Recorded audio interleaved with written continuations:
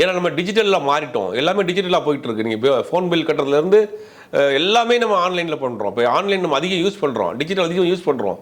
அப்படிங்கும்போது அது செக்யூரிட்டி இருக்கா, சைபர் செக்யூரிட்டி இருக்காங்கிறது தெரியல. எங்கேயோ ஒரு இடத்துல நார்த் ஈஸ்ட்டில் உட்காந்துட்டு நம்ம இருக்க அக்கௌண்ட் காசு எடுத்து போயிடறான். வீடியோ கால் வராங்க சார், வீடியோ கால் வரானுங்க, தமிழும் தெரிய மாட்டேங்குது. வந்து தமிழ் தெரியாமல் நம்ம ஏமாத்திட்டு போயிடறான்.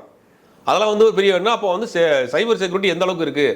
ஃபோன் நம்பரே போடுறான், அந்த ஃபோன் நம்பரே நமக்கு தெரியுது. அந்த ஃபோன் நம்பர் ட்ரேஸ் பண்ணி பிடிக்க முடியல. நார்த் ஈஸ்ட்டில் ஒரு கிராமமே முழுவதுமே அந்த தொழில் தான் பண்ணுறாங்கன்றாங்க. ஒரு கிராமமே இதுக்காக இருக்குது. குடிசை தொழில் மாதிரி இந்த மாதிரியான ஸ்கேம் பண்ணுறானுங்க, ஆன்லைன் ஸ்கேம் பண்ணுறானுங்க, டிஜிட்டல் ஸ்கேமிங் நிறையா நடக்குது.